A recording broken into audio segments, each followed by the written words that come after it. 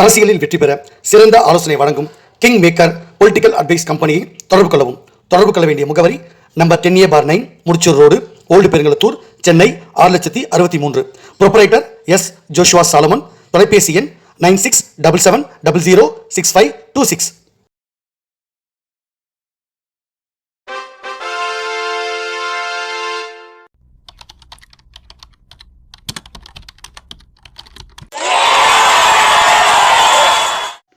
உலகத் தமிழ் ரசிகர்கள் அத்தனை பேருக்கும் என்னுடைய பணிவான வணக்கம். நான் செந்தில்குமார். இந்த பதிவு நான் பார்க்க போகிறது, ஸ்டாலின் அவர்களுடைய கதை முடிஞ்சிருச்சு. நான் டைட்டில் போட்டிருக்கேன். அது உண்மை தான். இப்போ அண்மையில் ஸ்டாலின் அவர்கள் இந்த உங்களுடன் ஸ்டாலின் இது ஏதோ ஒரு திட்டம் ஒன்று பண்ணு, அவர் அப்போலோ மருத்துவமனையில் சில நபர்களோட உட்காந்துக்கிட்டு அந்த மருத்துவமனையில் ஏதோ வீடியோ காலில் பேசுகிற மாதிரி வீடியோ போட்டாங்க. இதெல்லாம் பார்த்து அப்படியே நம்பிடாதீங்க, புரியுதா? அரசியலில் நிறைய சூழ்ச்சிகள் நடக்கும். அதாவது இந்த ஸ்ரீமதினு ஒரு குழந்தை இருந்தால அதை அவள் தற்கொலை பண்ணிக்கிட்டான்னு சொன்னாங்க. அப்போ அந்த சிசிடிவி ஃபுட்டேஜை வெளியிடுங்கன்னு சொன்னால் இன்றைக்கு வரைக்கும் காவல்துறை வெளியிடலை, நீதிமன்றமும் அதை கேட்கலை. அப்போ அதிலலாம் சிசிடிவி வெளியே வராது. ஜெயலலிதாவுடைய மரணத்தில் கூட அந்த சிசிடிவி ஃபுட்டேஜை வெளியிடுங்கன்னு சொன்னால் அது இன்றைக்கி வரைக்கும் வரல. எந்த ஜட்ஜும் கேட்க மாட்டார், எந்த காவல்துறையும் கேட்காது, எந்த அரசியல் தலைவர். அதாவது இந்த ஜெயலலிதாவுடைய வழக்கில், கொலை வழக்கில் நான் விசாரணை கமிஷன் வைப்பேன்னு சொல்லக்கூடிய ஸ்டாலின் அவர்கள் கூட அந்த சிசிடிவி ஃபுட்டேஜை வெளியிடலை. அது இந்த அப்போலோ மருத்துவமனை கேள்வி கேட்கல. அப்போ அப்போலோ மருத்துவமனைன்றது தலைவர்களை போட்டு தள்ளக்கூடிய ஒரு கசாப்பு கடையாக செயல்படுதுன்னு நீங்கள் புரிஞ்சுக்கணும். இதில் ஸ்டாலின் அவர்கள் வீடியோ வெளியிட்டாங்கன்னா அதை அப்படியே நம்பாதீங்க. எல்லாத்துலேயும் போலி இருக்கும். சும்மா அவங்கள நம்ப வைக்கிறதுக்காக, தொண்டர்கள் நம்ப வைக்கிறதுக்காக ஏமாத்துறாங்க. ஒரு புருஷனுக்கு உடம்பு சரியில்லை, அவங்க ஒய்ஃப் எங்கே இருப்பாங்க? கூடவே தானே இருக்கணும். எல்லா விஷயத்துலேயும் ஸ்டாலின் கூடவே இணைப்பிரியாமல் இந்த துர்கா ஸ்டாலின் அம்மா அவர்கள் ஏன் ஸ்டாலின் கூட உட்காந்து ஒரு ஃபோட்டோ எடுக்கலை? அந்த வீடியோவில் ஏன் அவங்க இல்லை? அவங்க ஏன் ஃப்ரேம்குள்ளே வரமாட்டாங்கன்னா, நாளைக்கு சசிகலா மேலே எப்படி கொலைப்படி ஜெயலலிதா விஷயத்தில் விழுந்ததோ அந்த மாதிரி ஸ்டாலின் கொலைப்படி துர்கா ஸ்டாலின் மேலே விழுந்துடக்கூடாதுன்னு அந்த அம்மாவும் உதயநிதி ஸ்டாலினும் எல்லாரும் ஒதுங்கி நிற்கிறாங்க. அவர் கூட இருக்கிற ஒரு ஃபோட்டோ, ஒரு வீடியோ எதுவுமே வரமாட்டேங்குது. எல்லாம் ஒரு தனியாக இருக்க மாதிரி அந்த ஹாஸ்பிட்டல் நிர்வாகமே கேர்டேக் பண்ணுற மாதிரி. இப்போ என்னென்னா அவங்க எப்படி ஃப்ரேம் பண்ணுறாங்கன்னா, ஸ்டாலின் அவர்கள் அவருக்கு நாங்கள் செக்கப் பண்ணுறோம், அவர் நார்மலாக இருக்கார், அவருக்கு இப்போ ஆப்ரேஷன் பண்ணுறோம், அந்த ஆப்ரேஷனில் அது அவர் பிழைக்கலை, அவர் இப்படி ஆப்ரேஷன் பண்ணிட்டோம், எல்லாம் சக்ஸஸ்ஃபுல்லாக தான் பண்ணியிருக்கோம், அவர் அதில் ஆப்ரேஷனுக்கு அப்புறம் பெட் ரெஸ்ட் இருக்கணும், அதுக்கப்புறம் கொஞ்ச நாள் கழிச்சு அவர் செத்து போயிடுவார்.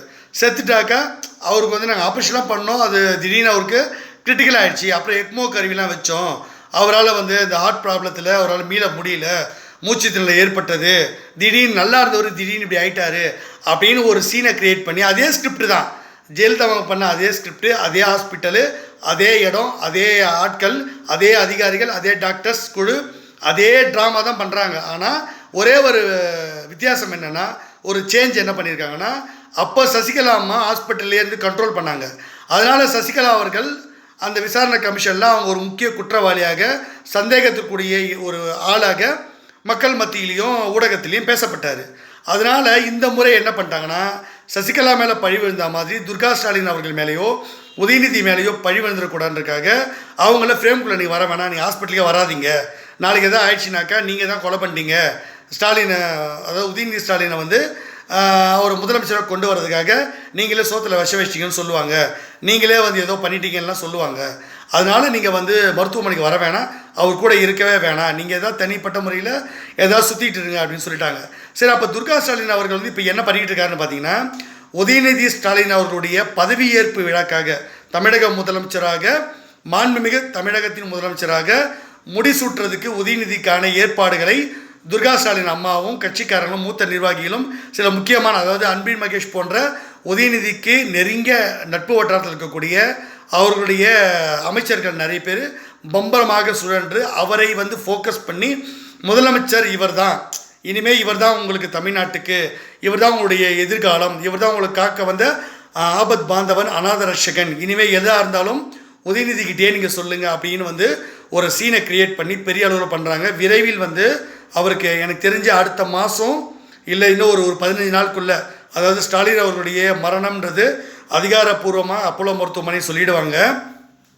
ஸ்டாலின் அவர்கள் அவருடைய மரணம் அறிவித்த பிறகு அந்த நாள்லேயே எப்படி வந்து ஓபிஎஸ் அவர்கள் உடனடியாக வந்து ஜெயலலிதா மறைஞ்சிட்டாங்கன்னு சொன்ன உடனேயே இவர் வந்து சிஎம் ஆக்கிட்டு ஜெயலலிதா முன்னாள் முதல்வர் இறந்துட்டார் அப்படின்னு சவ ஊர்வலம் கொண்டு போனாங்களோ, அதே மாதிரி ஸ்டாலின் அவர்கள் இறந்துட்டான்னு நியூஸ் வந்த உடனேயே உதயநிதியை வந்து அவர் முதலமைச்சர்னு ஒன்று உடனடியாக பதவி ஏற்றுப்பாங்க. அதற்கு ஏற்கனவே ஆளுநர்கிட்ட பேச்சுவார்த்தை நடந்தாச்சு.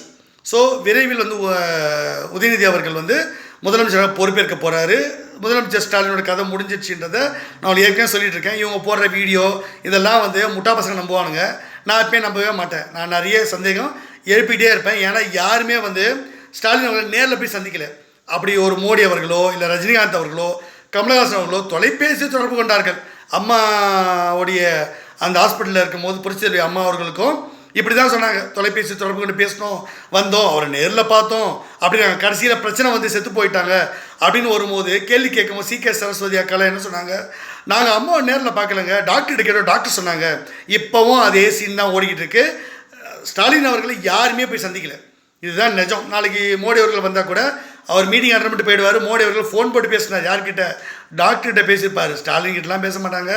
அப்படி ஆடியோ வந்தாலும் வீடியோ வந்தாலும் எல்லாமே போய் நேரடியாக ப்ரெஸ்ஸை வந்து எப்போது ஸ்டாலின் அவர்கள் வந்து சந்திக்கிறாரோ எல்லா மீடியாவையும் ஏதோ 1-2 வீடியோவில் வர்றதெல்லாம் ஏமாற்ற வேலை. அவங்க என்ன வேணாலும் பண்ணுவாங்க அதிகாரத்தை வச்சுக்கிட்டு. அவர் இப்போது வந்து ஹாஸ்பிட்டலில் ரெஸ்ட்டில் இருக்காருன்னு தொடர்கிட்ட சொல்லி வச்சுருக்கான். ஈவினிங்லேயே வெளியே வந்துடுவார் சொன்னாங்க. 3 நாள் ஆச்சு. 3 நாளுக்கு அப்புறம் வருவார்னு சொன்னாங்க, வரல. இப்போ பார்த்தா ஆப்ரேஷன் சொல்கிறாங்க. இன்னும் எத்தனை நாள் ஆகும்னு தெரியாது. அப்போது இப்படியே காலங்கடத்தி கொண்டு போயிட்டு அவரை வந்து டெட் பாடியாக தான் அப்போலேருந்து கொண்டு வருவாங்க, இல்லை நடப்பணமாக கொண்டு வருவாங்க. ஒன்று அவர் கோமா ஸ்டேஜுக்கு போயிட்டாருன்னுருவாங்க, இல்லை செத்து போயிட்டாருன்னுவாங்க. எனக்கு தெரிஞ்சு அவரை சாவடிச்சிருவாங்க. அதோட கதை முடிஞ்சு போச்சு, வாழ்ந்து முடிச்சிட்டாரு. இனிமேல் ஸ்டாலின் அவர்கள் வந்து கூட என்ன பண்ணுவார்? டாஸ்மாக் கடை மூடிடுவாரா? மூட மாட்டார். சரி, நீட் தேர்வை ரத்து பண்ணுவாரா? பண்ண மாட்டார். காவிரி மேலாண்மை வாரியத்தில் நம்ம உரிமையை பெற்றுக் கொடுத்து காவிரி பங்கீட்டில் வந்து கரெக்டாக பண்ணி கொடுத்துருவாரா?